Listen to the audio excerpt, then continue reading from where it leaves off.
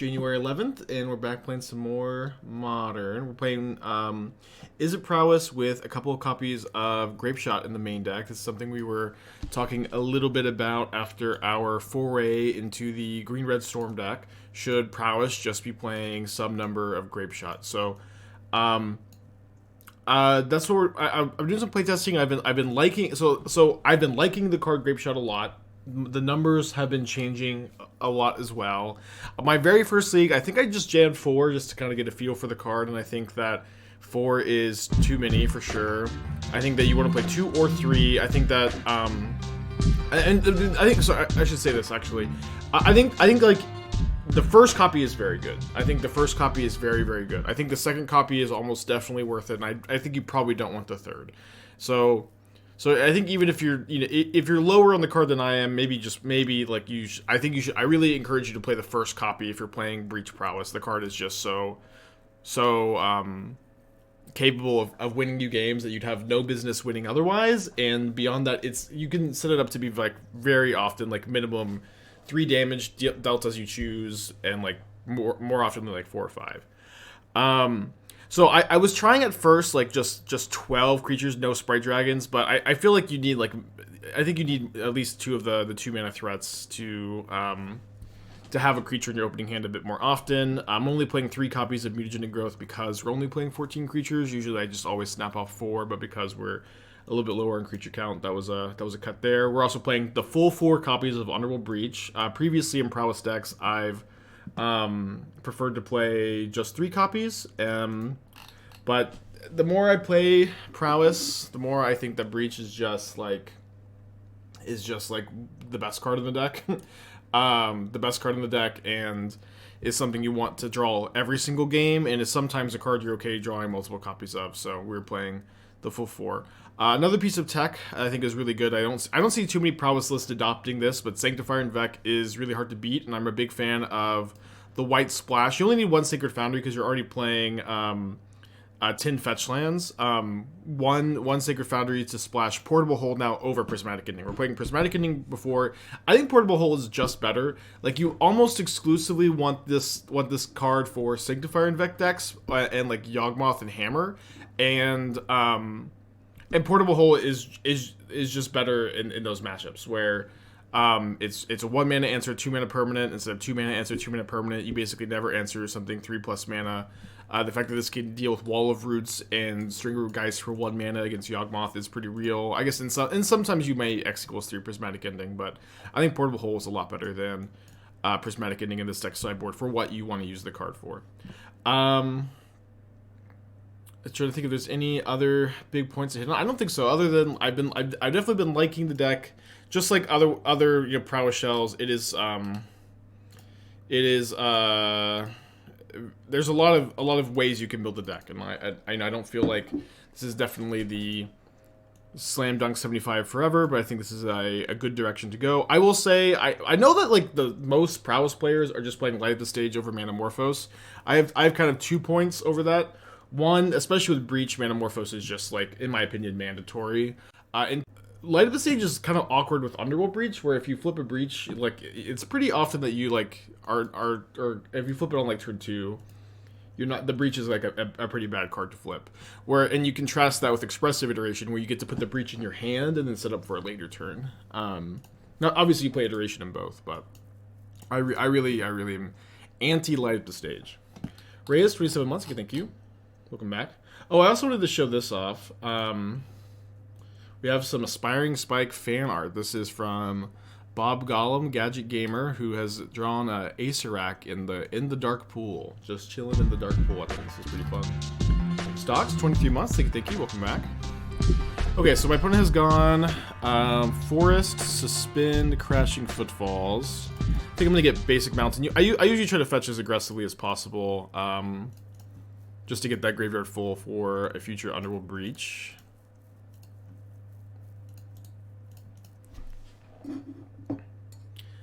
I like Pending for Charleston when you have Spree. Yeah, we have Spree instead. That is, I think, a fine point. Pending is better against Charleston 1. I think that's a good counter argument. Can you fill the graveyard well enough to support 4 copies of Breach? I think so. I mean, you know, there's not like a number exactly. Like, I can fill the graveyard 7, and that is the number that makes you good enough for Underworld Breach. You know what I mean? But alright, we'll just play both creatures. We know they have Dead Gone, but if they're deading one of my creatures this turn, they're not cascading. Breach is so incredibly powerful. It's like your best tool to fight the removal spell decks too, which is like what you struggle the most as Prowess as an archetype, are the decks that have a lot of cheap removal. And the fact that this deck can just lean on Breach in the mid to late game to just totally bury your opponent. You like oh no, they have Fury. You basically always want to draw it. You basically always want to draw Breach, and you're okay drawing 2 copies. Drawing 3 copies can be bad, but I think it's just powerful enough to play the full 4.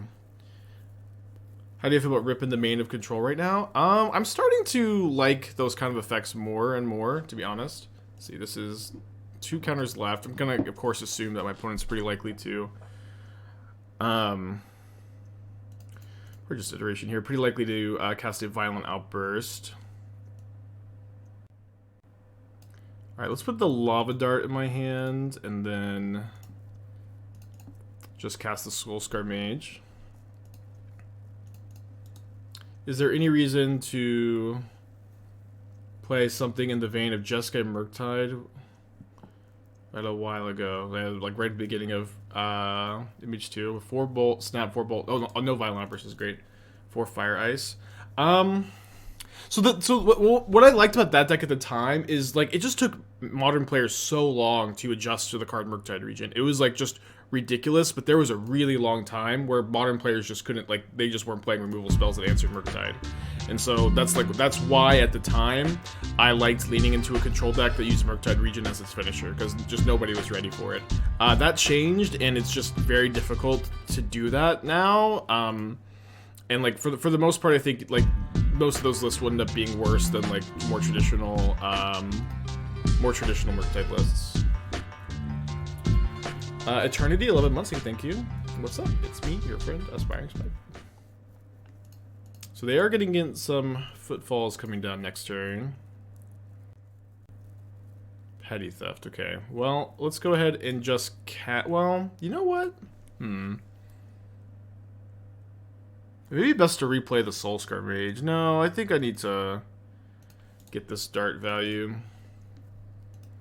You know, I think this game is a good example. Like, the best card to draw by 1,000,000% right now is Underworld Breach. It's, like, not even close to close. How insane, like, a Breach top deck would be. Which is, I just think you just need to play 4. At least this is the opinion I am starting to have.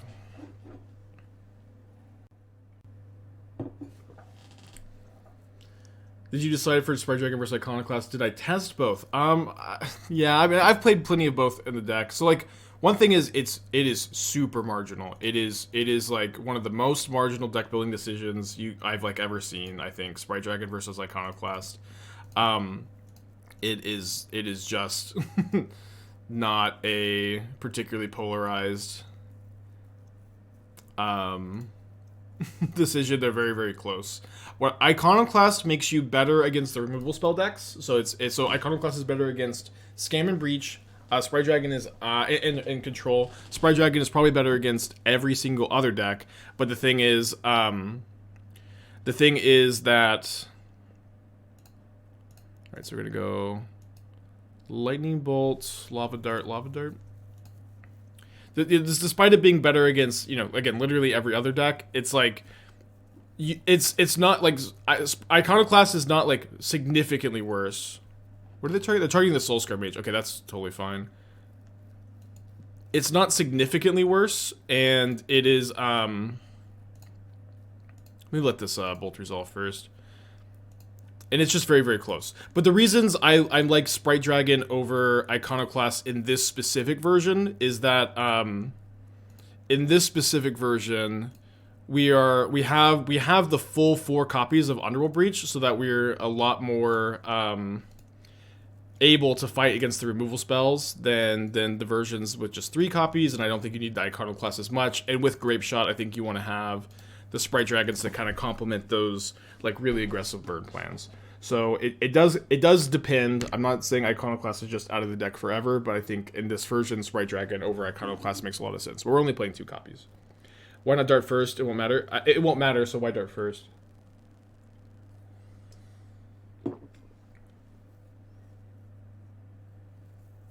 It would matter if they possibly had Force of Negation. They only had 1 card in their hand, so it wasn't possible. Do you think Breach could fit into Blue-Red Affinity? I mean, if you wanted to play like an artifact-based Breach deck, you'd be playing Grinding Station combo. That's a top deck, huh?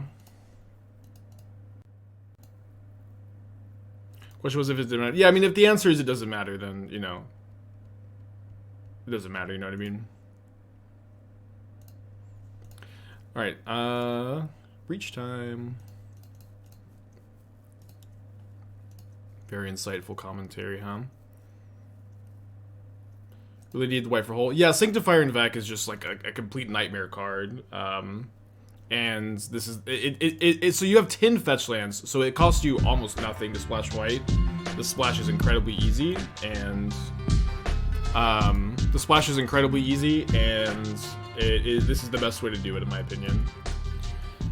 Okay, up a game against Rhinos. Good to win game 1, because things, I do think, get better with these full 4 copies of Flusterstorm. Sideboarding in this matchup is a bit weird. I usually like to trim at least 1 dart, 1 bolt. Sometimes more of these cards. One thing is, like, in the past, like, I'd be somewhat comfortable trimming the 2-mana creatures. I think because we're only playing 14, it's very difficult to do so at this point. My opponent may be bringing in, like, Leyline of the Void. I think, like, I've been playing a lot of Graveyard decks lately, and Rhinos have been Leylining me a lot, so I think trimming, like, 1 copy of Breach is okay. I like the Grapeshots a lot in this matchup. I like the Mutagenics a lot. I think you could maybe have the 4th Growth in the sideboard for matchups with red removal, and that's been something I've been curious about.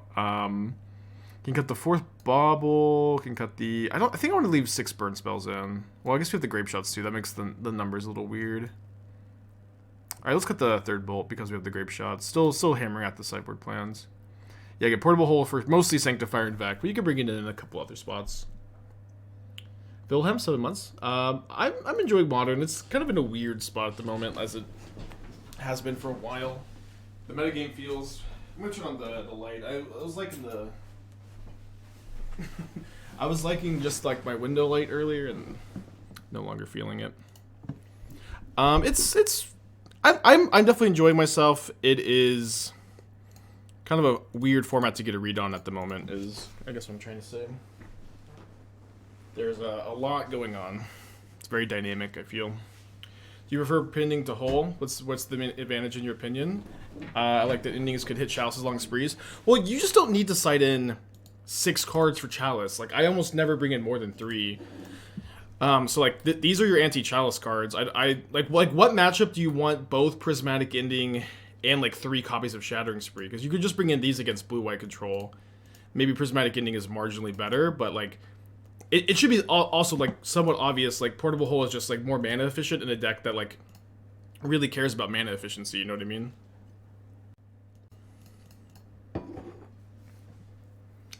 Why Magus and not Blood Moon, since the opponent will set in anti-creature spells?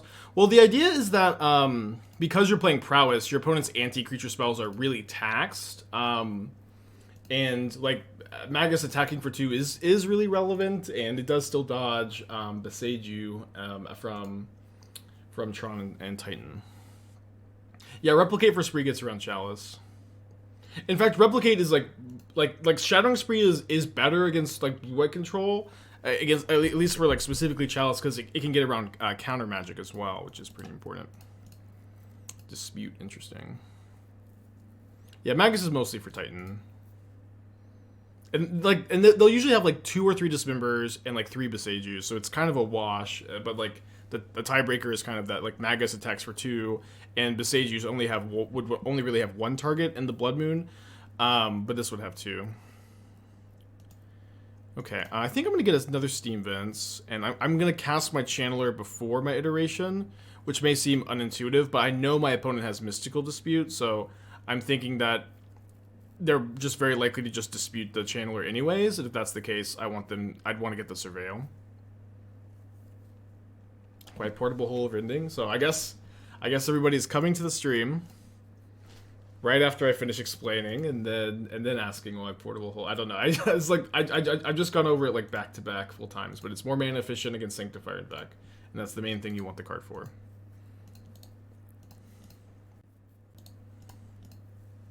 Yeah, maybe a mod can make a command. It's not super deep, but I just think like you have Shattering Spree for Chalice.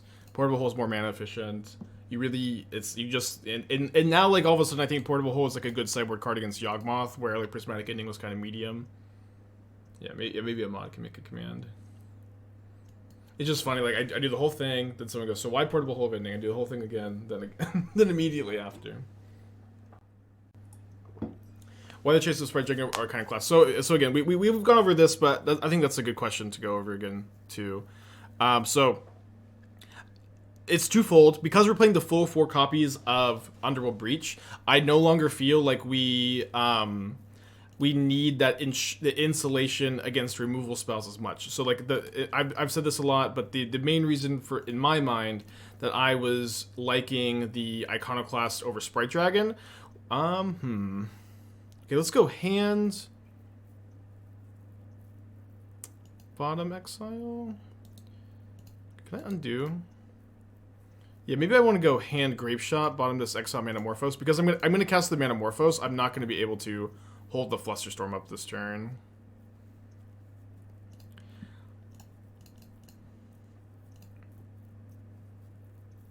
Oh, cool. This can make me Grapeshot for 4. And like these like Grapeshots where you don't even have Breach that just end up being, 2 mana deal 4 damage, divided as you choose, end up being pretty good.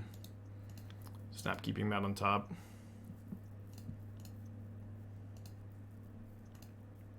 Time to wake up at the crack of dawn. Okay, so sorry, Sprite Dragon versus Iconoclast. So because you have the full 4 Underworld Breach, you have that extra insulation against heavy removal decks that was in part the advantage Iconoclast was offering you. So again, big advantage of Iconoclast was that you were better against removal decks. And I think the Sprite Dragon also complements the Grapeshot plan a little bit more than the Iconoclast does too. Okay, Endurance was the worst card we could see here, but we're still doing okay. Get to draw Expressive Iteration and a mystery card. They're at 11 life. Sprite Dragon Haste matters a lot. Yeah, of course. So again, so like Sprite Dragon is the more aggressive card. Iconoclast is the more resilient card. Not too much deeper. So down to, I guess they took me down to 12, and then they have 11 points of damage after that. So if we can't kill them this turn, we maybe will have 1 extra turn. Is Grapeshot just for value? Do you have an infinite combo? I mean, we do technically have an infinite combo with like Underworld Breach 3 channelers, but it's a little bit more than just value. Like you can Grapeshot for like 12 with Underworld Breach a decent amount of the time. Especially with Manamorphoses and channelers. But also, like you saw there, like it's just not that hard to get this to be 2 damage, deal 4, and so the floor on this card is just not very low, and the ceiling on the card is really high. Is the thought.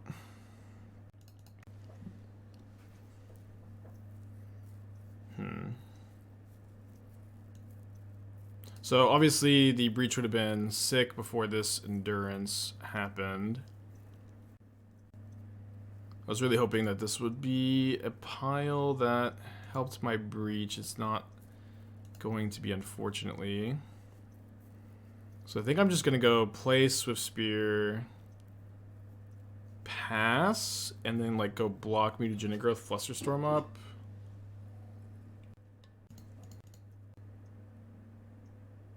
We do lose some percentage points with our aggro strategy by running the full 4 Breach and Grapeshots. Yeah, that is true. You do lose some percentage points there, but it's also like you still have like a really solid, in my opinion, you still have a really solid, cohesive aggro plan. Ooh. Okay. You still have like a really solid, cohesive aggro plan. That in assuming like this is a plan that matters against decks without removal, those are the spots where Prowess really, really shines, right? Prowess like really shines against decks that are light on removal, and you diminish that plan a little bit with this Breach package, but the Breach package in a really big way compensates for the weaknesses, which I think is usually more important. Okay, if we could zero mana the Mutagenic Growth, we'd be doing a bit better here. So we can go Swiftspear, bolt them down to 7. Yeah, I think we're dead. That endurance was so brutal.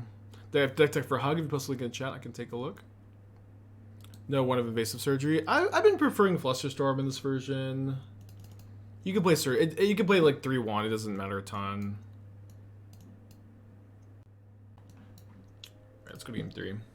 Let's be on the play. Orzhov's Scam Reanimator. I think that's Stitcher Supply. Oh, you have Stitcher Supply too. Okay, interesting.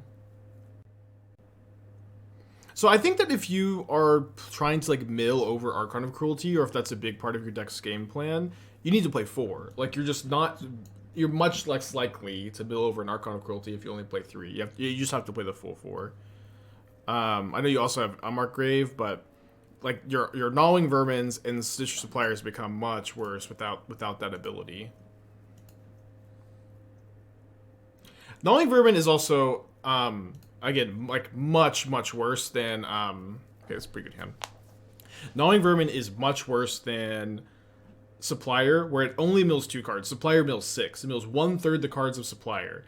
I think that, you know, to some extent you look at that -1 tax and you can just, your internal fear of Ragavan gets to breathe a sigh of relief, but you're also decked with 4 Supplier, 4 Prismatic Ending. This build is not that bad against Ragavan. Dude, my Rhino's opponents, they've been cavernsing me. Yeah, I think the Vanishing Verse is also like a relatively easy cut. I think that Vanishing Verse is not particularly well positioned in Modern. It lines up well against like Murktide. Like, I think it's like a fine sideboard card for the Murktide matchup. It's a little bit awkward, though, that it doesn't get rid of Unlicensed Hearse or Relic of Progenitus in that matchup, but I would pretty easily cut it just for the 4th copy of Archon. I'll also say that I've played a few different shells like this, and like one of my main points is that I guess Ephemerate Stitcher Supplier is almost okay. You get to mill 6 more.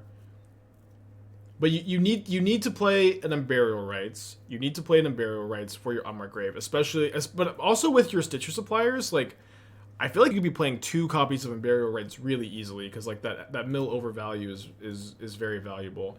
I'll also say I think that Bloodghast might be a better Diabolic Intent enabler than Stitcher Supplier. So I can kind of show you. I had a build similar to this that I can pull up. Mine was not playing Solitude, which is, I guess, also an issue for you, is that like your white card count for Solitude is pretty low, even especially if you got the verse. But right now you have 12, which is like, you want like 13 minimum, ideally like 14 plus. But so I was playing this mono black version that was playing Bloodghast over Supplier, and what's cool is like this is a good card to both mill over for Supplier and a really good card to sack to Diabolic Intent, because it just comes back for 0 mana, and you can Unmarked Grave for Bloodghast and then sack it to Intent. Okay, so they have Dead Gone, and then they turn 2, suspend Crashing Footfalls. They exiled 1 to the Gemstone Caverns earlier too. Hopefully they don't have a second copy of Dead Gone, but you know, if they go Caverns into Dead Gone into I should crack this on my turn, so I could draw Mutagenic Growth. Caverns into Dead Gone into turn 2 Rhinos, turn 3 Rhinos, turn 2 Rhinos, then good beats. But yeah, I think if you end up sticking with the Gnawing Vermin, I think you should play at least 2 Unburial Rites. I also think, you know, I also like would love to play Solitude in this shell, but I think it's just so hard to have like a good high enough white card count for Solitude that I do recommend that you do something more similar to that build I pulled up, and I guess I can actually post a link in the chat. And then I also had some like one of tutor targets in the sideboard for Intent that, like, I think you have a Chalice. You should definitely have a Chalice. Like, being able to like just like Intent sack a creature, get a 0 mana Chalice, and play against the Cascade decks is, I think, pretty mandatory in this kind of archetype. Okay, hand, bottom, exile. Let's go ahead and go Channeler Bauble. kind of think we're getting Violent Outbursted, but we can currently race that.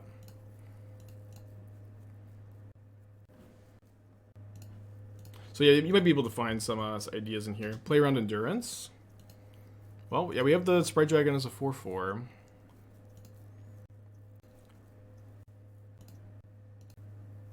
Yeah, Priest is pretty slow. I've played it in some shells in the past. It's like not an embarrassing card to register, but not one I typically love. I guess it's Fire Ice on top. How many time counters left? Two time counters. Fire Ice, 2 mystery cards. One of them is a Fiery Islet.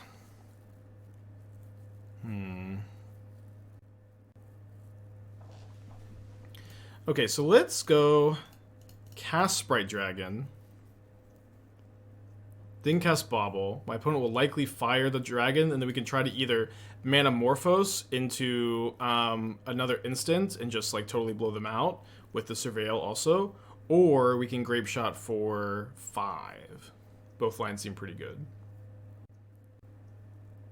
The reason I was playing more versus to be more efficient versus ley lines. I mean, I just don't. I think you can sideboard them. I was playing in the sideboard. There's a white instant that you can Diabolic Intent for. I think we have to graveyard that. There's a white instant that you can Diabolic Intent for. Okay, let me just go to combat. I know they have Fire Ice, so I'm gonna try to play around it. Maybe they have Endurance, so we go like Manamorphose, Grapeshot, and end of turn or something. Or second main phase. Dragon, Manamorphose, Dragon, Bubble. Well, I don't want to cast the other Manamorphose with, like... I thought that they would Fire Ice in response, right? Yeah, Leave No Trace. So Leave No Trace kills all copies of Leyline of the Void or all copies of Rest in Peace plus Leyline of Sanctity against blue-white control. I thought that was, like, a better answer. Because, like, you know, if they just have 2 copies, it can be kind of annoying, right? Okay, so it is kind of interesting here. If my opponent blocks the Sprite Dragon, I can cast Manamorphose... But I really only have 6 instants. I have 3 Lightning Bolt, 3 Lava Dart that I can really blow. Oh, I also have 3 Mutagenic Growth, so I have 9 outs. 9 outs, but I think that maybe just like a second main phase, Manamorphose, Grapeshot for 5, 2 damage here, 3 damage here, is going to be a bit better. Oh yeah, that's true. I can Bauble myself first. That's definitely a better line. Yeah, okay, so seeing that there's not an instant on top, we would just have to hit immediately. I'm going to go ahead and let this happen. Do I want a second channeler? Second channeler is pretty nice if I can find a copy of Underworld Breach, but I currently do have 2 threats, so I think that it's probably a bit better to just graveyard here. And then we get another... Our next Surveil gets to be a bit more meaningful too, so I think at this point, well... Yeah, I think at this point we're going to go ahead and graveyard that Flusterstorm. Well, maybe that... No, that was probably bad because they have the Fire Ice as the last card. We'll see. You could have graveyarded the Channeler with Surveil off Manamorphose for what it's worth. Yeah, I know, but then we only have one more look. Like, if we know we're definitely going to get it, then we can go for this, but I think this is the better line. Okay, Lava Dart actually saves my dragon from fire, too. And it's fire, 2 mystery cards. Did you use Brother's Hidden over Spree at all? I don't think you want to play... I think in this deck, your mana curve is too low, and like the Brother's Hidden, like, other mode of dealing 3 damage to creatures is like a bit worse in this deck, too, of course. Yeah, Channeler is insane. Oh, that's right. We also have Manamorphose as more out. So yeah, we actually had a good amount of instants, but I think with us like only having one like look after we graveyard the DRC just doesn't make a ton of sense. So there again, their hand has fire, 2 mystery cards. They are getting rhinos next turn. Very odd that they just don't cast the Fire Ice on either mode here. I'm a little surprised they didn't. Maybe they like post-combat fire. That would make some sense. We play Mage just for another Prowess creature. It seems worse than Swiftspear. Yeah, you can't play 8 Swiftspears. You can't play... Yeah, of course. I would love to play like literally like 18 Swiftspears and have that be the entire threat split, but There's not another better 1-mana prowess creature than this after Monastery Swiftspear, unless you count Channeler. But it's good enough. Play Soul-Scar before combat to shrink potential turns with Dart. Yeah, I guess that's a good line. 6 DRC, 8 Swifty. Maybe go 8/8. Ragavan. Dude, I know some people play Ragavan in Prowess. It's obviously like a fine card, but I do think it's suboptimal. Dude, they are tanking on this Fire Eyes. I've played it, and like I think Ragavan is a worse threat than Soul-Scar Mage, Channeler, Swiftspear, Sprite Dragon, Iconoclast. I think it's like the 6th best creature you could play. Although it is 1 mana, so you have to do like, you can keep those mana curve considerations in. And like it is like maybe possible that in this Breach version, like Breach raises the curve, so lowering the curve with Ragavan is better. But this is like at least the conclusion I've come with in the past. They might tap my land. Yeah, maybe they might. I personally would add more slow value 3 and 4 drops. How about Kolagon's Command? Fable of the Mirror Breaker. Snapcaster Mage. Dude, I love Vanilla Click. I remember when I was it was like my freshman year of college or sophomore year of college when I was like really getting into Modern. Like I got a new job at a sushi place, and like the very first paycheck I spent like half my paycheck on a Vendilion Click. And I was so happy to finally own a Vendilion Click. When I needed to buy like Scalding Tarns, really. I needed to buy like better mana bases. But Click was just Click was just the sweetest card ever. It was just, I love that card so much. One day, it'll get printed into Pioneer. Click would actually be a sick Pioneer card. I don't know how good it would be. I don't know if I would even like say it would be great, but it would be really cool. Oh, and the Magus Elemental. So we have a Magus Elemental build, and while my opponent is deep in the tank, I can pull it up. I really like this deck. I think it's I think this deck is, okay, no. Is it this one? No, this is not it. Hold on. So this is a kind of like pump spell focused version that's kind of built around Ground Rift, the 1-mana storm spell. Target creature without flying can't block storm.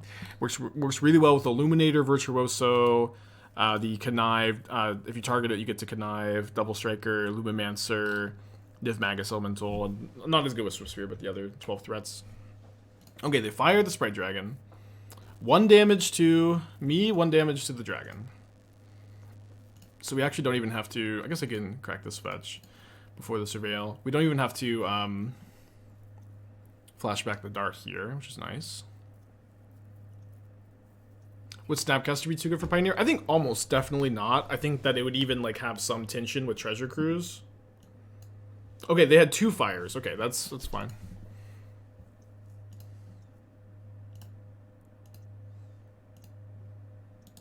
Graveyard. So they have no cards in hand. They are getting a Footfalls coming off suspend.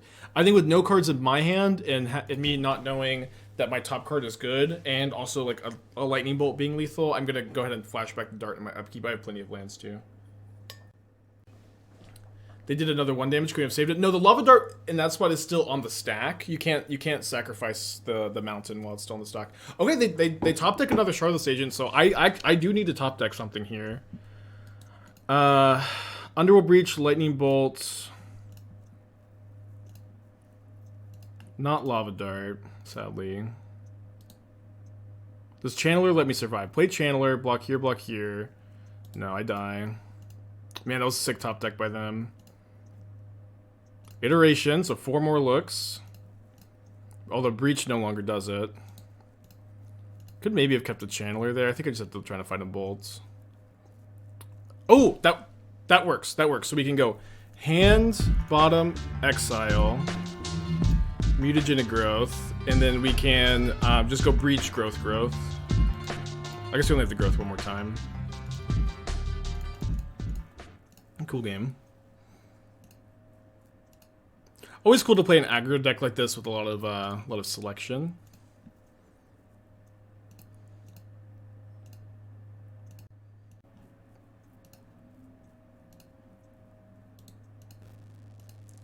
Cool game. Long match 1, like 35-minute match 1.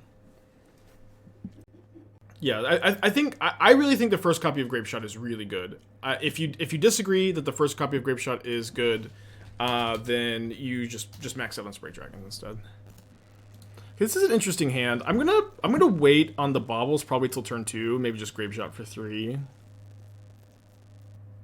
Interesting. So Blood Crypt Supplier, Dragon Engine Village Rites. Cool.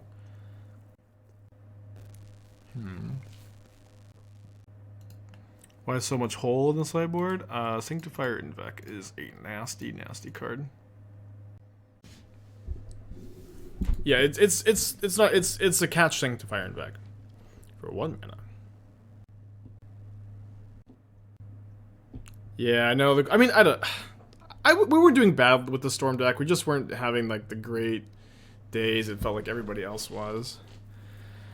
Okay, so maybe I could play a Channeler this turn, and it was also maybe correct to play the Baubles, but let's experiment with this line.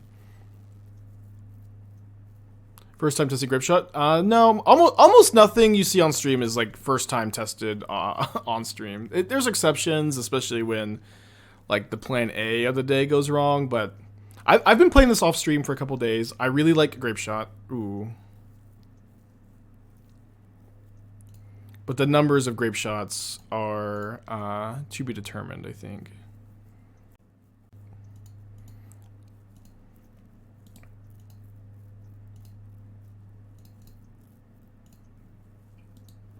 Okay, keep that on top.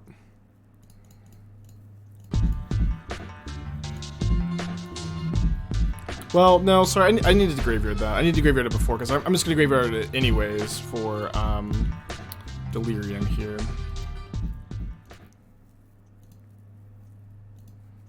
Nice to know that you do that effort before streaming. Yeah, I think it's really important. I think it's like, you know, why I'm able to do what I do so well is that, like, I like lately especially I've been spending so much time off stream prepping, but it's also my motivation is really high, so I'm trying to lean into it. But I've always done this. I always playtest the decks off stream, which is why, you know, the quality of the new decks is higher on average than, you know, honestly anywhere else.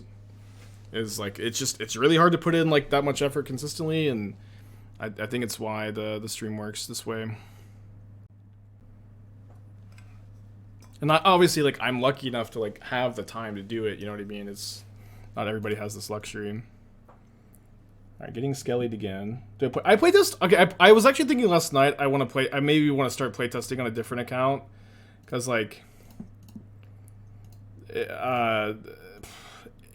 is slower to playtest on my Magic Online account than it is on. Is this lethal? No, not lethal. Alright, so let's go Sprite Dragon and hold up the Lava Dart for another Skelemental.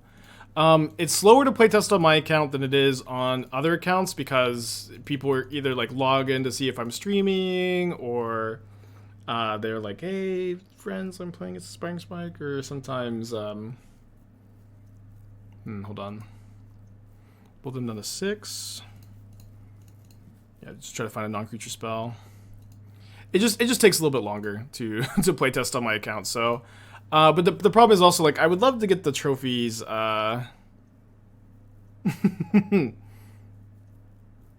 Any possible? Okay, I put Jegantha in my hand to play around Kroxa.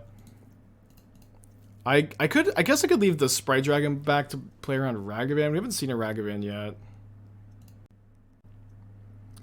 But I don't know. We'll see. But I use my account for now.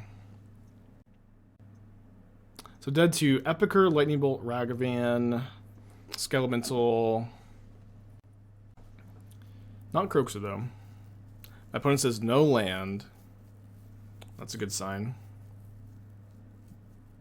Awesome. Lucky. So up a game against like Black-Red Unearth. I like seeing the Dragon Engine. That was cool. I feel like Portable Hole can come in, but I don't know that it's necessary either. How often do your brews not make it to stream? It kind of depends, of course. Like, lately, I don't know. So like I was on a really hot streak for a while. I'm starting to feel like I'm on a cold streak. But lately it's like maybe like 1 in 3, 1 in 4 decks I work on make it to the stream. I've had some like really cool ones that just aren't good enough, and I've had some ones that I think are better than they are that don't make it to the stream. And so like a lot of times when decks are like not going as well as I want, that's when we start playing decks like this that are like, you know, somewhat relatively minor upgrades to decks we've played in the past, and sometimes we'll just play decks we've played in the past when I get kind of stuck. Okay, I'll show you like the cool. I talked a little bit about this yesterday, but this is like definitely the coolest deck I've been working on. That I straight up just but it's like so bad. I played like literally one game of one match, and I'm like, what am I doing here? What am I doing here? But boy, is it cool also.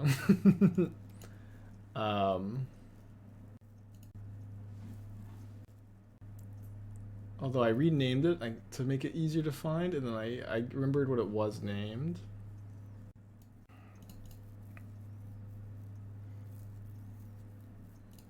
Alright, passing back. Got a real stormy hand here, huh? I probably have it saved on my desktop, actually. And that's fine. Let me go ahead and crack this fetch so I get an extra card in the yard here. Kind of surprised they brought in Blood Moon against me. Maybe it's main deck. Maybe it's Maybelline. I think I like firing off the dart here and just the dart. Okay, so here's the coolest deck I've been working on. There's maybe going to be like one more idea that like does get me back in on it, but for now I'm probably a little off of it. So this is a Resurgent Belief deck, a card that I've always liked and has always been pretty bad. But it is a 2-mana suspend sorcery where return all enchantment cards from the graveyard to the battlefield. So I'm playing it in a Fires of Invention shell, which I think is an interesting crossover, where Fires obviously cast your Resurgent Belief if it's in your hand, but also when you're playing Fires, you like to play a lot of cycling cards. So cards like Colossal Sky Turtle, Shark Typhoon, Lay Claim, you can just, with Fires in play, you can cycle them, and then you can use your Fires to still cast 2 spells on that turn. And you have Seal of Fire as a 1-mana removal spell that comes back with Belief, and then you have Shadow Prophecy to like give you consistency and fill up your graveyard full of enchantments. And I played like one game of one match, and I was just like, what the hell am I doing here? What am I doing? And of course they're playing Ob.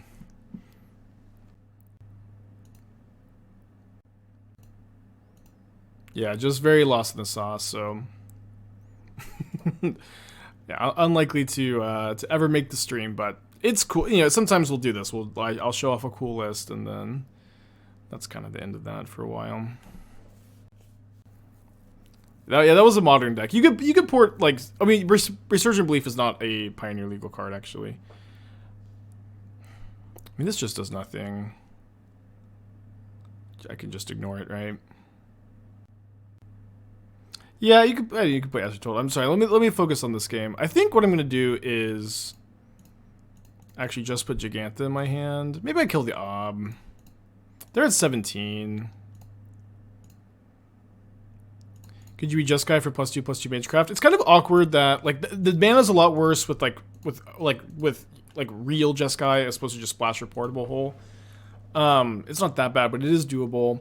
But that card doesn't get triggered off of Mishra's Bauble and doesn't get triggered off of Underworld Breach. And it also is a 1 toughness creature and dies to Ren and 6, which is also part of the reason why I don't like Ragavan as much as you might expect. Okay, let's go Bauble. Maybe look at their top card. Unearth, okay. So we can go Breach, Flashback Dart, mana is the same number of cards in the yard. Bauble again. Grapeshot for 4. Bauble again. It's probably okay. Fern, 25 months, thank you. Why isn't that deck an enchantment deck with the 2 creatures? I'm confused what you're asking. If you're talking about the one I pulled up, it is an enchantment deck. I'm not sure what about what you saw doesn't qualify it as an enchantment deck, you know.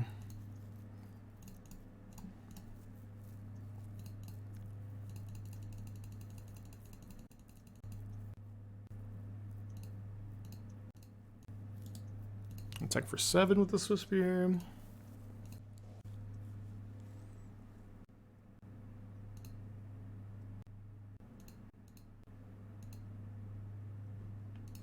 I'll look at my top card before deciding what to discard here. Another Swiftspear is interesting. I guess it's just Jegantha, Wooded Foothills. Is it really worth it to lose the Grapeshot? I mean, I got to deal for 2 mana. I got, if I don't cast the Grapeshot, I don't get to. I get to Bauble 1 less time, and I don't know. That was 2 mana, deal 5 damage. That's a pretty good rate.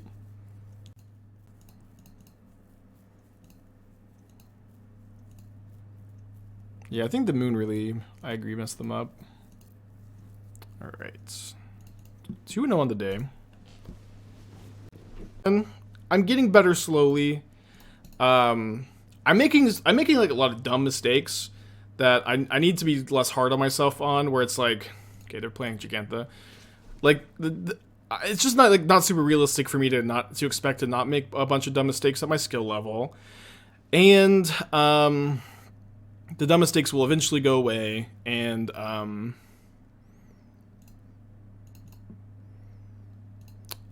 also like playing Dark Souls after streaming like 4 or 5 hours of Magic, which is like a big pivot, and my brain is a little fried, and I'm just not in like the best state mentally and physically for these kind of runs after the stream. So Mutagenic Growth is so good, but we're getting through it. I'm getting better. I'm learning. It's been fun. Ruler 12 months. Thank you. How stressful do you feel like it's trying to improve from casual player to streamer while on stream? I mean, it's just going to be different for different people. It's hard to quantify that. But you know, one kind of nice thing about streaming is I might just leave both back here. One kind of so awkward to have to leave both back. One nice thing about streaming though is that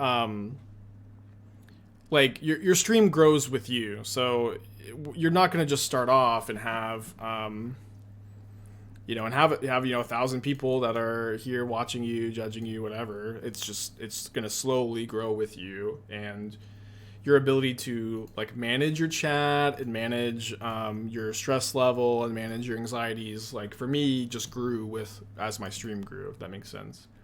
Like, you know, streaming to nobody is like what everybody, me too, just, you know, started with, and it is not very stressful to stream to nobody. Sleet and Muncie, thank you.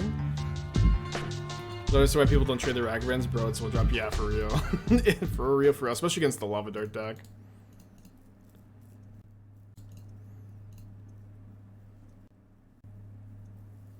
What deck is better, Scales or Semblance Anvil? Probably Scales. The Anvil deck, I think we had a really hot run with it off stream in like the first 2 leagues, and then as our sample size got bigger, like the variance I think corrected itself a little bit, and it wasn't like performing amazing. It was okay. I've been kind of I'm looking at other ways to build the deck. Like I've looked at playing Tron lands in the deck, because like one of the biggest issues I find is that you just can't overwhelm counterspells with your mana. Tron lands maybe solve that issue. Tron lands maybe let you play Karn also, which is kind of interesting, and so I haven't gotten super far with that build. I've been a little stuck on it.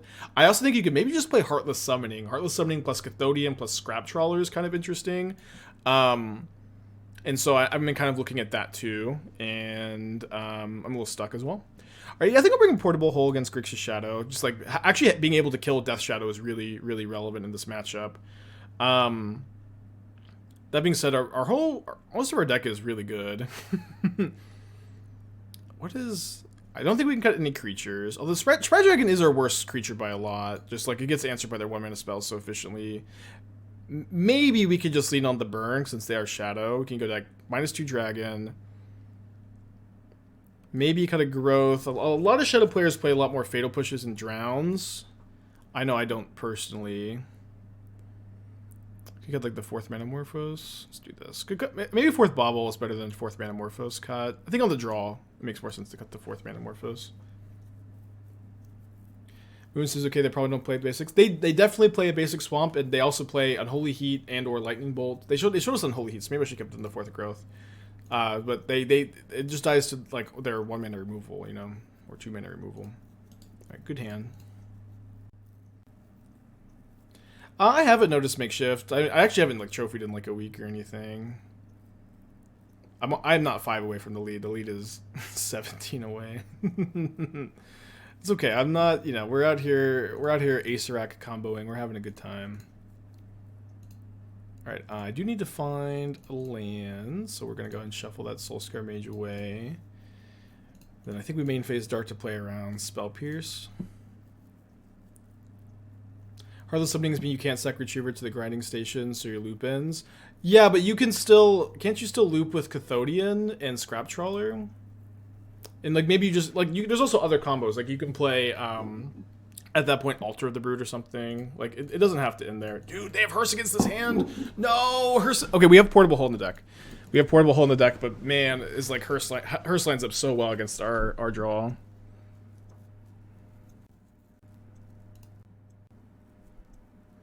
Okay, so there's our Portable Hole. We didn't draw a land after 4 to 5 looks. Draw step, scry with the fetch land, 2 Bauble draws, yeah, 5 looks.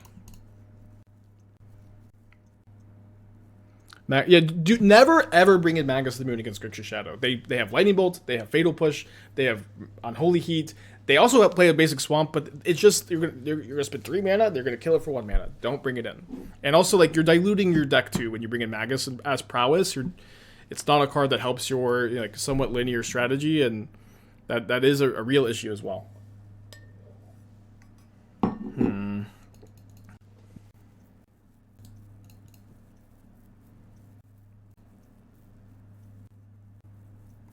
Can you split Magus and Oblivion like 2-1? You can. You can, and you can talk on Discord about the split. It doesn't really matter that much. Magus is almost exclusively for Tron and Titan, and because their creature removal is already overwhelmed and their Besagus have like no other targets, and Magus attacking for 2 in that matchup is relevant. I think that Magus is the right play. It's also true that Magus of the Moon can be saved from Dismember with, like, you know, double Mutagenic Growth sometimes. Not very often, but small thing to debate in your Discord. Second Shadow, huh? This is like 7 looks at a land without hitting it. Pretty dead. Please make Kiki Exarch a real contender deck or Unbanned Twin, please. So this is something, kind of things people will say to me. Make this good, Spike. Make that good. That's not what I do here. You know, I can't change the text on the cards. Cards are either good or they aren't. They can be better. They can be better when you play them in specific combinations, of course. But we try to find the good combinations. We don't try to make something that's not good. Because you can't. Just like you can't make your father come back. Lightning Bolt is interesting. Yeah, I don't know why they're not activating Hearse. Oh, they maybe Drown? Maybe not Drown. 3 cards in their hand. Which is honestly like why I'm able to do what I do. It's because, like, and I'm wrong a lot of the time, but every idea I start with. Oh, this was a. Well, I mean, explosives on 1 is like not that good for them here. It does seem like they meant to play it on 1, but it kills both of their own shadows. Like, every idea I start with starts with the thought that this has potential to have some competitive value. Okay, this is 2 more looks at lands. I think we're up to like 9 or 10 looks after our draw step. Okay, maybe Dart on my upkeep.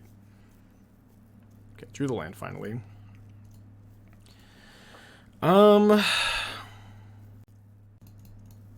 Guess we lead on Manamorphose. If my opponent counters this, we're pretty screwed though.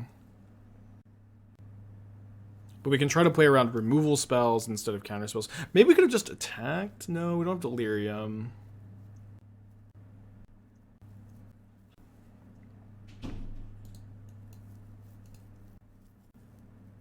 Interesting. Resolves.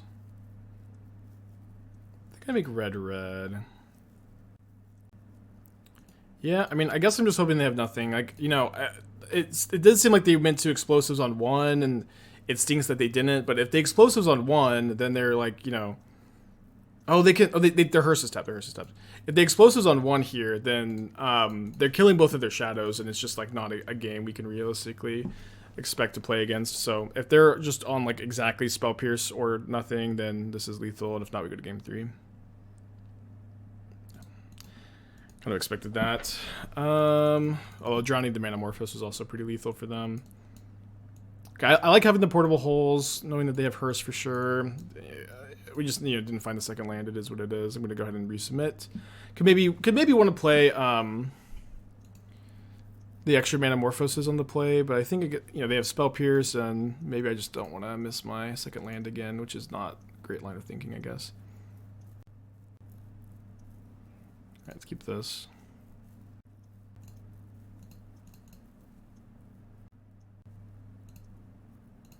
Yeah, I really want to play the Acerak combo deck in paper.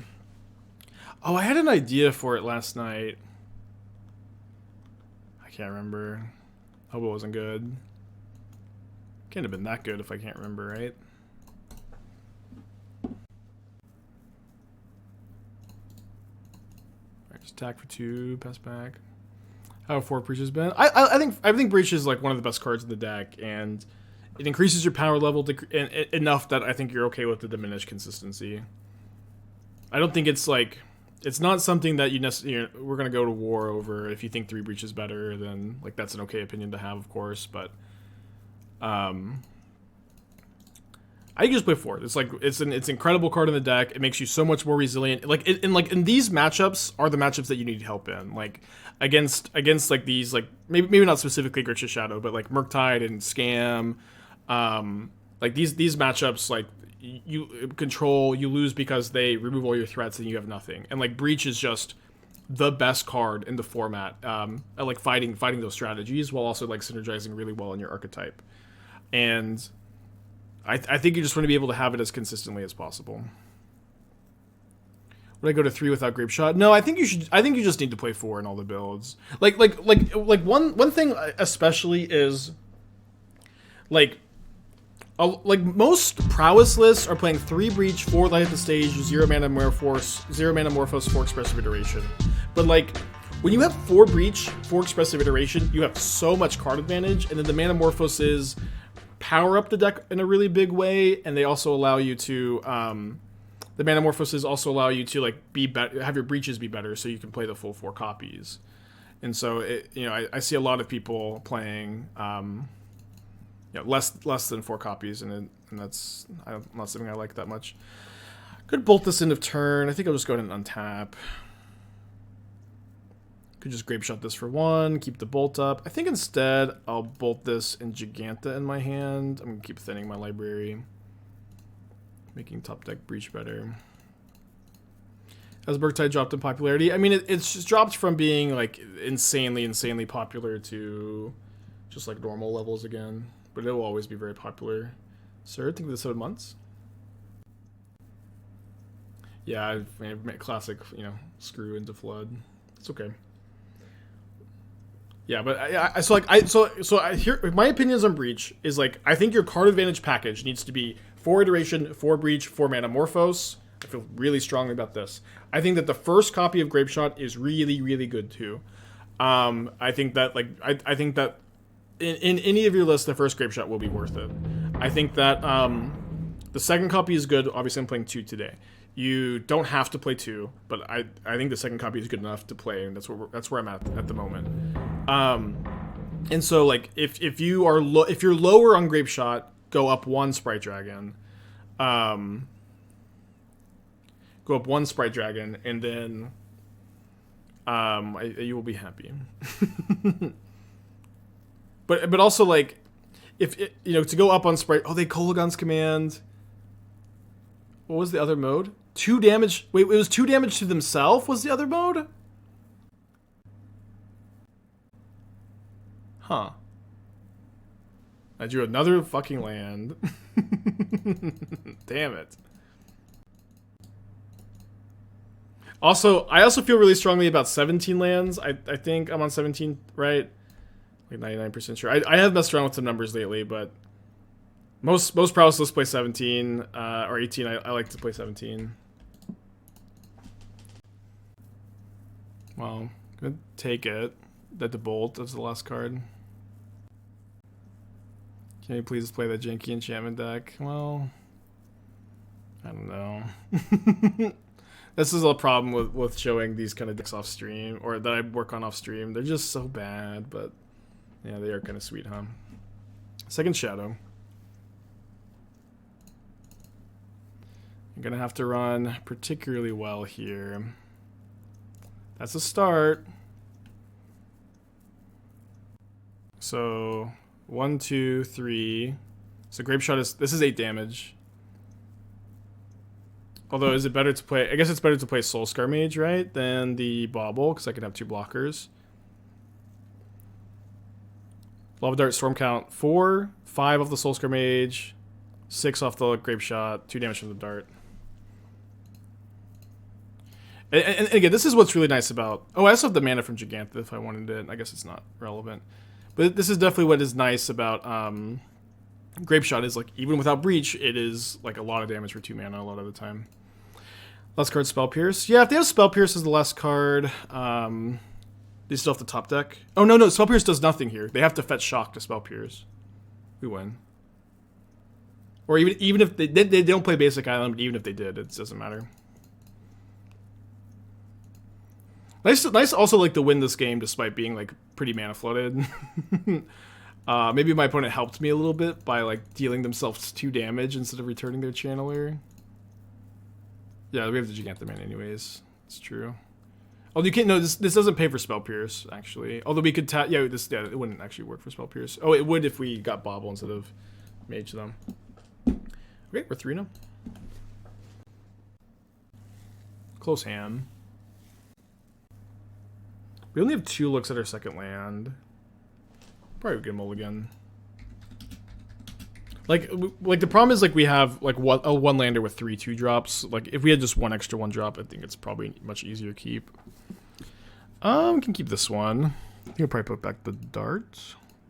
We usually do predictions at, on the last round. I'm starting to think we could just, like, have a prediction going every single match. Why not, right? But the mods can do whatever they want. Cordy with the tier 1, thank you. Whatever you want, mods. No rules, no restrictions. What's the Assassin's Creed line? Nothing is true, everything is permitted. Oh, dude, that would, because there's like an Assassin's Creed Secret Lair or something coming out, right? So you could have, like, that be a split card. Nothing is true, everything is permitted, or whatever that might not be the actual quote. That might not be the actual quote. But that would be cool. Whatever it is. Yeah, then also it's Assassin's Creeding time. It's time to assassinate Creed. Yeah, whatever you want to do, magical.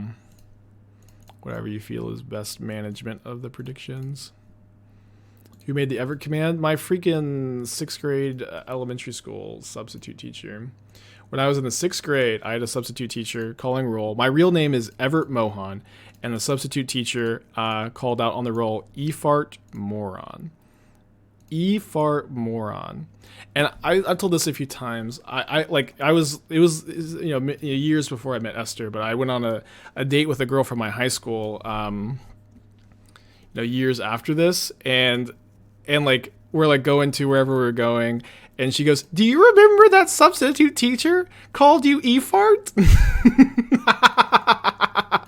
I was like, "Yeah, I remember. Do you remember that?" She, like, had a big laugh. It was funny. But it haunts me to this day. I still don't have Delirium. Manamorphose would be, like, nice to draw, but I think I'm just gonna try to get Delirium off my last look here. This is a crazy amount of cards to not be Delirious for, though.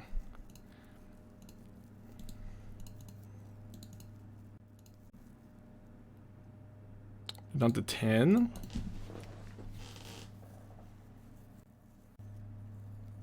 bad beat some. I did not stick throughout high school. It did. Like it cooled down, but it was like all middle school, and like it was, you know, by high school it was just like a, you know, funny. You remember this shit? Where's my family from? I can't legally say. We're in the witness protection program.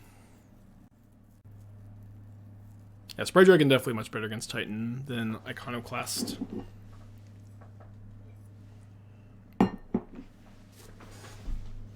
I've said too much, actually. Said way too much.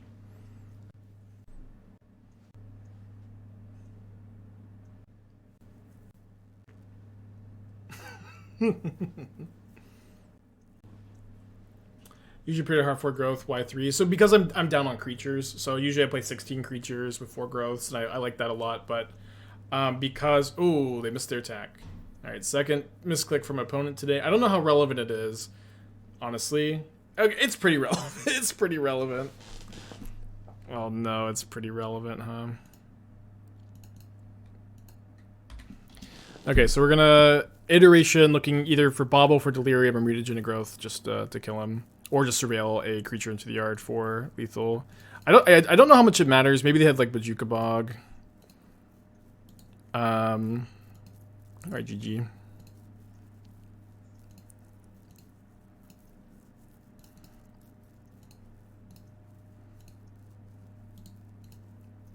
If they weren't going for the bog line, we would have graveyarded this looking for like either lava, I guess not lava dart, but Mutagenic Growth. No, it's not a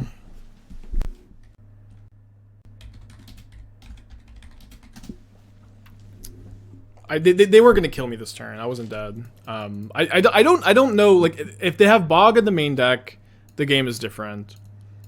Beyond that, it doesn't really matter.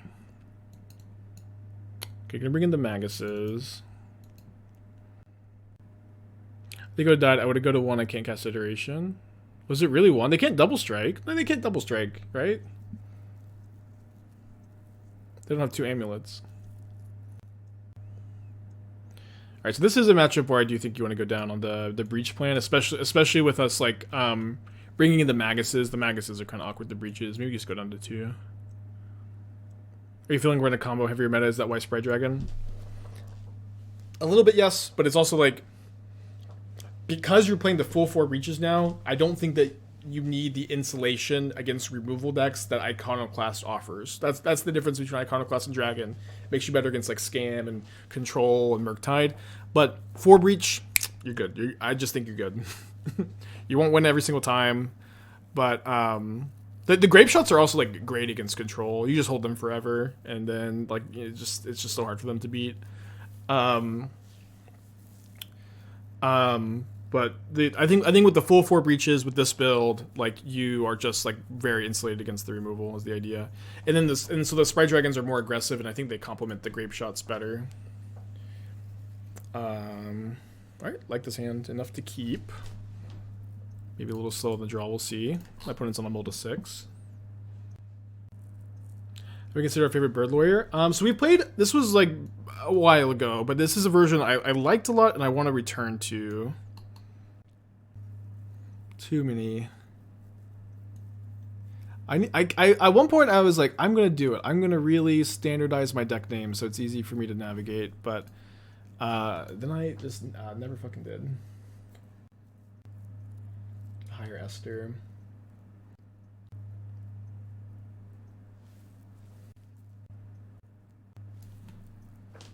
Alright, I guess we lead on the Channeler since they've got the Grazer there. What can I find? I had a really cool Shredder Prowess list with Phoenix. I literally saw it yesterday. Okay, opponent. Did they go to 5? They did go to 5. Bummer.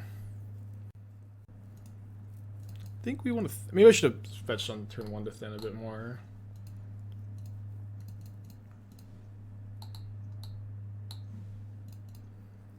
Do you need to find some spells?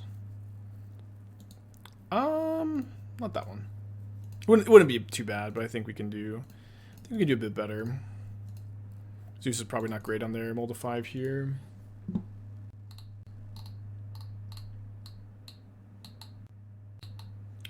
Okay, I don't know where it is, but one more spot. Yeah, it was the list is it's like, so it was before we were playing Breach. You should probably play Breach in the deck, but you're playing like Ledger Shredder over Sprite Dragon, and then Phoenix over Soul-Scar Mage, and you're playing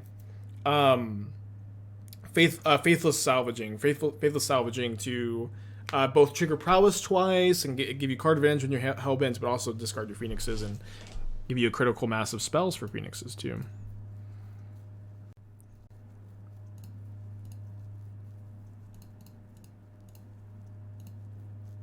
Yeah, it was pretty good. It's in the Stream Deck or somewhere. There's like YouTube content too. You could find it. Keep that on top. Doesn't give me Delirium to keep it on top, but it does win the game, so like that.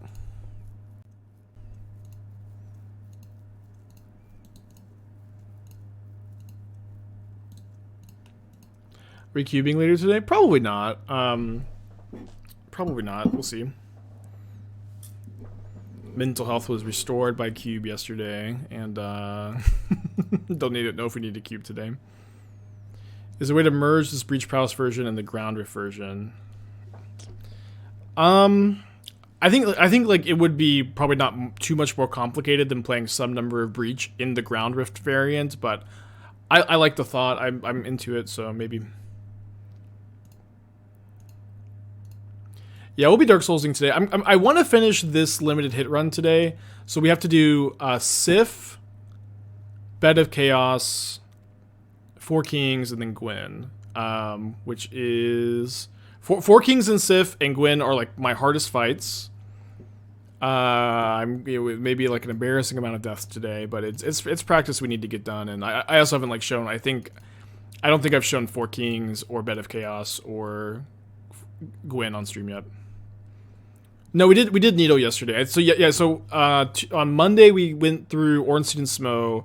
Yesterday I think we did Nido and Seath, and then today we'll do the rest, or try to do the rest.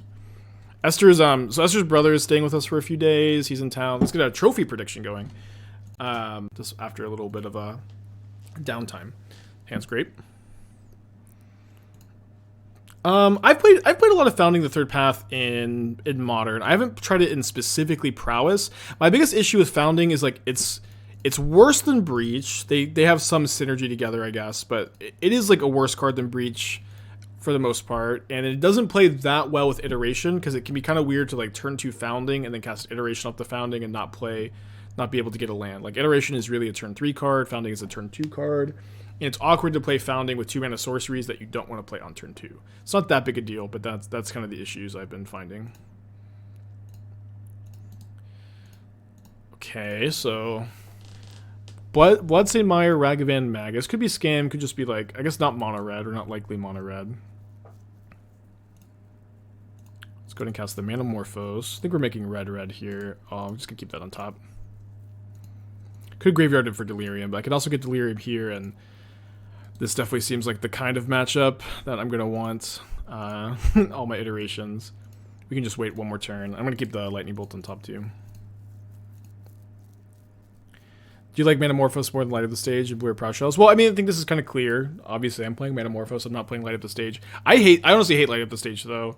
Like, if you flip Underworld Breach off of it, it's pretty awkward. And with 4 Breach, 4 Iteration, you have so much card advantage, it's crazy. And Manamorphose is very, very good with the Breach plan and just very good at the deck in general. I'm a big hater of the...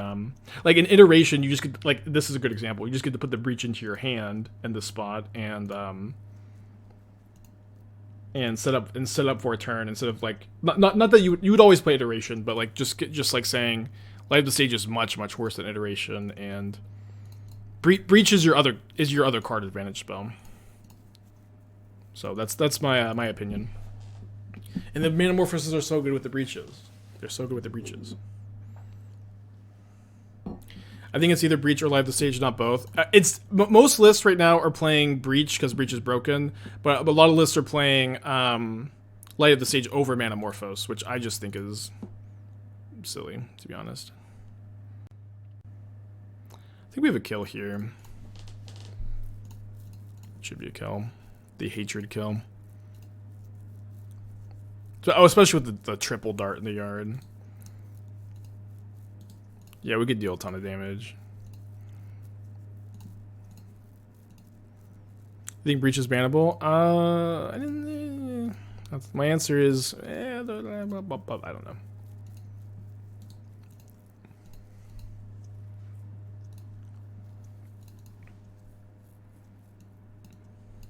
That'll be $5 a month for the rest of your life for answers like that. It's a little early, not right now, probably. It's a little early. Yeah, Wizards mostly does things at random, of course. The most important tenet.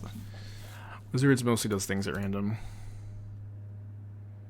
Spike doesn't want it to get banned. I mean, it's not that I'm not like having so much fun with Breach. I don't want to take it away.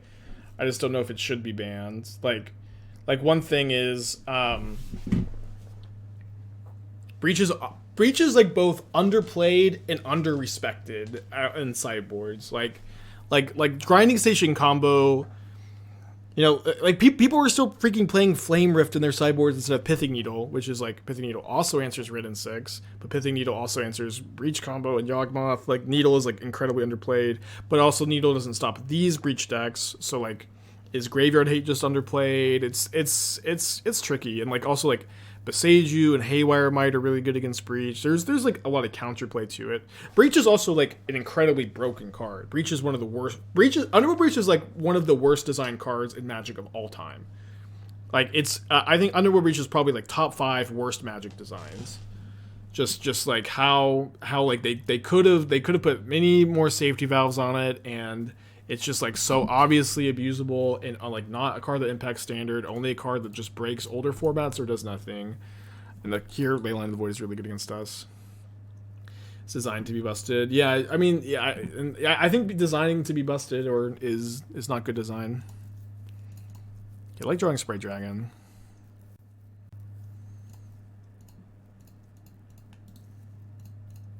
Yeah, it's banned in Legacy, banned in Pioneer, you know.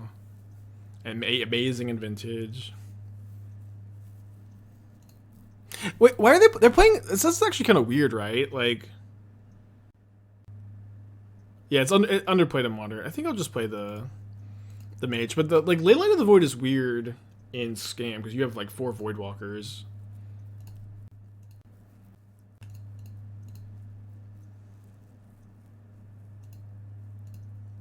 Yeah, I was shocked when they printed Breach. I was like, there has to be something I'm missing. I was like, I reread the escape mechanic, and I'm like, well, they would just like never print this if it was as broken as it looks. That's kind of what I was thinking, and I don't know, like that era, there was like so many like super egregious design mistakes. It's like, I don't know. Modern Horizons 2 was not full of Uros and Okos and Once Upon a Times and Mystic Sanctuaries and Hogaks. You could just, it was not perfectly designed. Like Ragavan, literally, why does it have card dash? But it's also like, you know, still a 1-mana 2/2. A pretty good 1-mana 2/2 though. Yeah, Thoracle too. Oh, Thoracle's so bad. Okay, so I can keep a creature alive, or I guess I can keep, it depends on how they do damage, maybe 2 creatures alive through a Fury. Why is Once Upon a Time broken? It adds like an insane degree of consistency to decks, especially decks like Titan and Eldrazi and Legacy. I'll argue that Ragavan should have been Creative Treasure or either like Mega Treasure or Excellent Top Card or not have Dash. I think honestly not having Dash would make it so much more balanced. Like the fact that sorcery speed removal just doesn't get it is a really bad thing in my opinion. So hopefully they can't scam us. Well,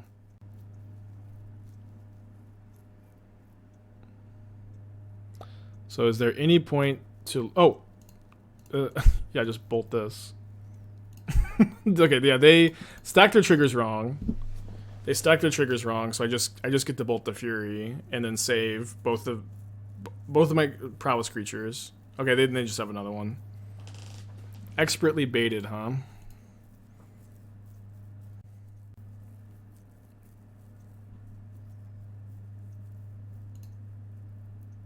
Upkeep, kill Fury. Well, it has a counter on it now because they baited it out the removal spell. I actually think it feels like it was on purpose to bait the lightning bolt. I don't know. That was kind of interesting. Like that, I think that was an intentional play and a good play. Huh. So if I dart this Ragavan,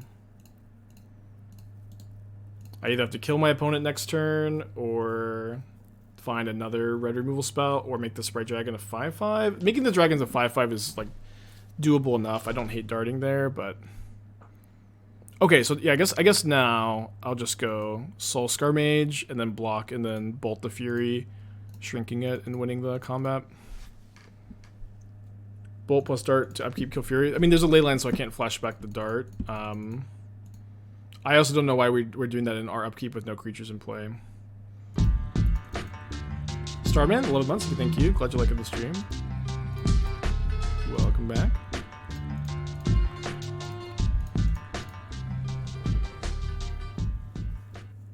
Literally better than Soul-Scar Mage. Or better than Monastery Swiftspear.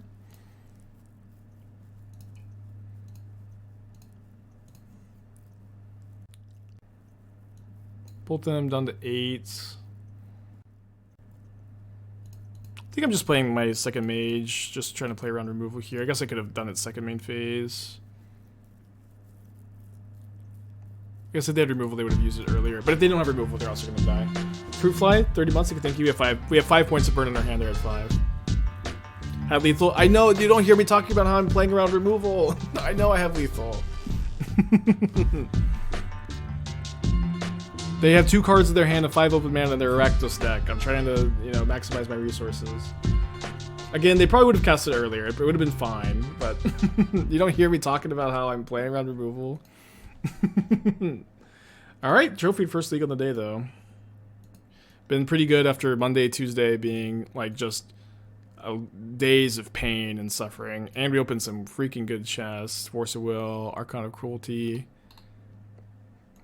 Alright. Turning around. Yeah, listening on mute, eyes closed. 5-0 payoff? Was last time I fight on stream? I don't think it's been like a week or two. It's been a little while. Yeah, no, suffering is great. We all need to suffer sometimes. Yeah, that's Ornstein and Smo in the back.